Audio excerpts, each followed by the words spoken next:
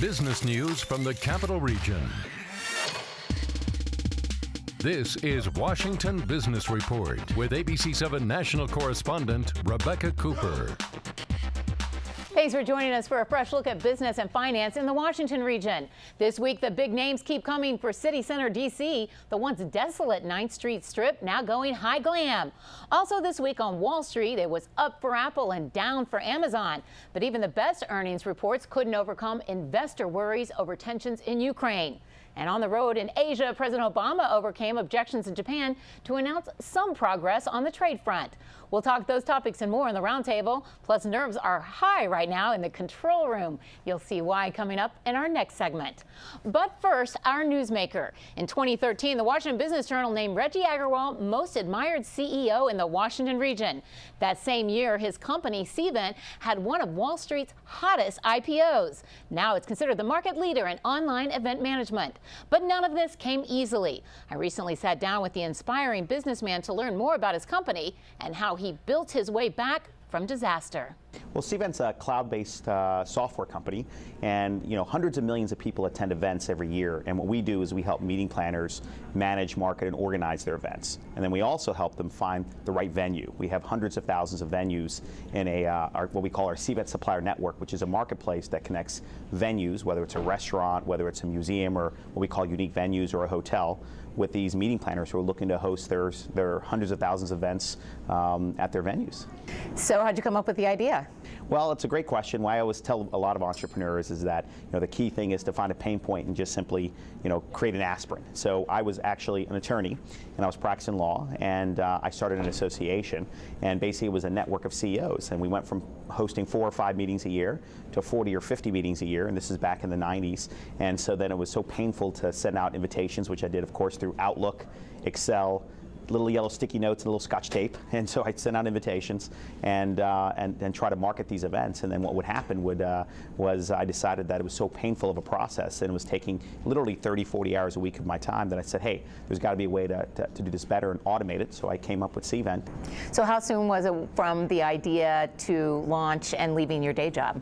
Yeah, so what any entrepreneur does when they ever have an idea, they always kind of cautiously advance. So what I did is the first 4 or 5 months I was researching the idea to see that if it made sense, to see what the market was, where there were a lot of competitors, and kind of did that for 4 or 5 months. And then obviously also when we got together with a bunch of us to kind of brainstorm, you start seeing a lot of challenges. But in the end, what I've learned about entrepreneurship, and I mentor a lot of entrepreneurs, and I tell them, if you really believe in something, you just really do have to just quit your job and kind of go for it, because it's hard to balance working full time and doing your startup. And if you're not all in, it's just hard to kind of go forward. And that's and because there's thousands of other people that are all in. So you went all in, and now you have become the national symbol of from an idea to success and growth to failure, and then back to even greater success. Talk about what happened, your initial growth, and then what caused the bottom to fall out initially. Yeah, like I said, when we first started the company, there were a few of us. We kind of grew slowly. I,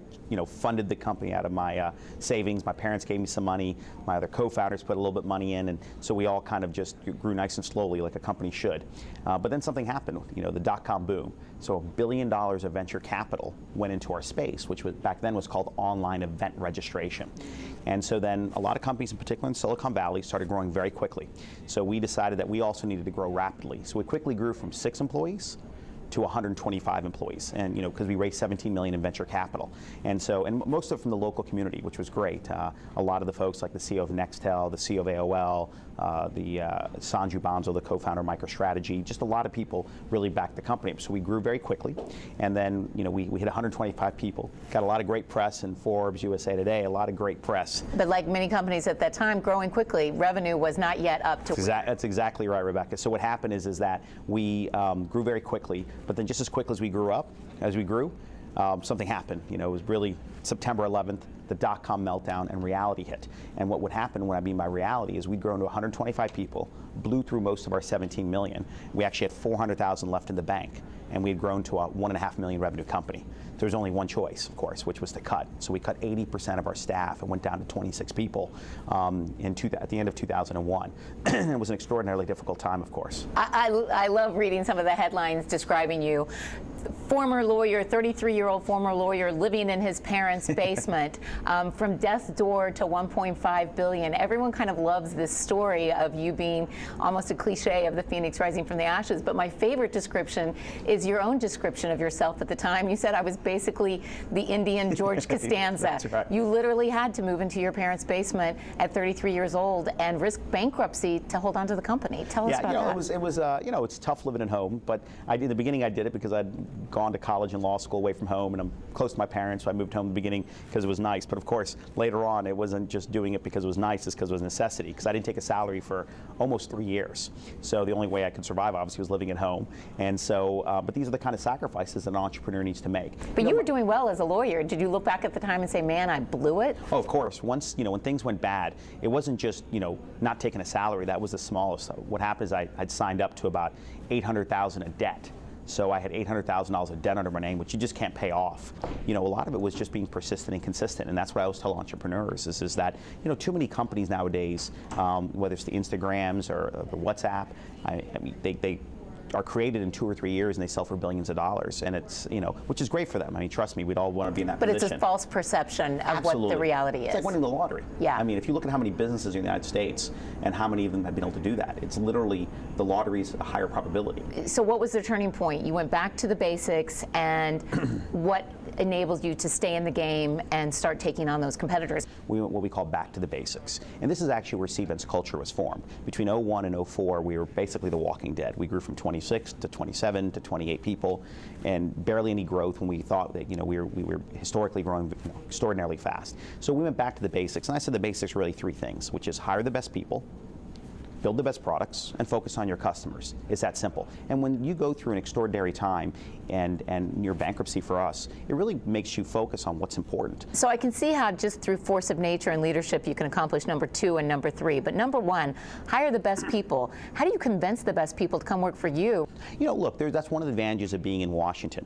Washington has a very thriving tech community. It was historically known as a government, as everyone knows. It's now moving much more towards the commercial side with companies like us, and there's a lot of great companies out here that are doing that. And I think a lot of it's just creating the right culture and really being part of what the new wave of technology is. And so there's no secret sauce to that. Just create a great environment for your people, giving something compelling to do, and it has to be what I call cutting edge. And I think that and people have to feel that they can be part of something successful.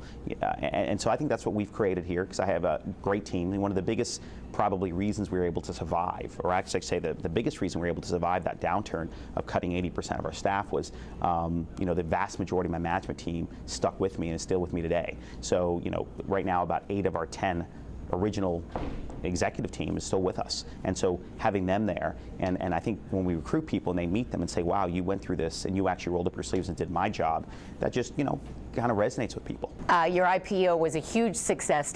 What went right with your IPO? I think a lot of it was people believed that SeeEvents is positioned to be the lead player in that space, and again, it's a massive market. And so I think from the investor viewpoint, we've gotten a lot of support from the investor community, because I think what they see is that they know that we're good stewards of capital, because they saw the history that we went through.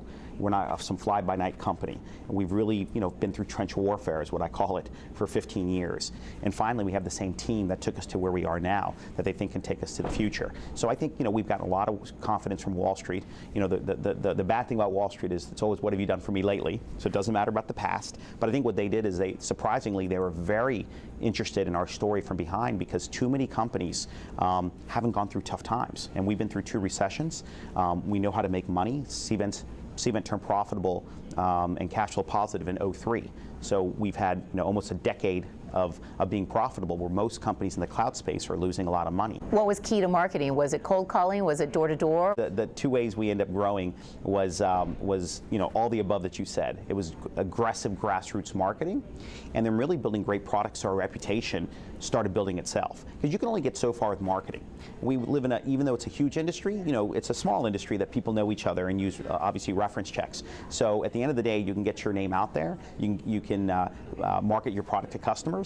But after a while, once you get to a certain size, everyone knows who you are. So if you don't have great products and innovation within your culture, then people will understand that and move over to the next, the next partner. And energy, how do you get up in the morning and keep going through every day? You know what? This is what people, it's an old saying, but it's true. If you love what you do, you never work a day in your life. And I can tell you, and you can, just every day I wake up, I'm so excited because I really have a lot of passion for what we do. I'm excited for what we're doing, and I have just great people around me. And what's there not to like when you have great people around you and you're executing on a vision that you're passionate about? So there's really, energy is just created by the people around you and about the excitement of your business. Reggie Aggarwal, thanks for joining us on Washington Business Report. Well, thank you, Rebecca. And coming up next, no one knows what our next guests are going to say, but it has become a business tradition, so it's worth a try to see what we all might learn from this annual April ritual. Stay tuned. Oh, yeah.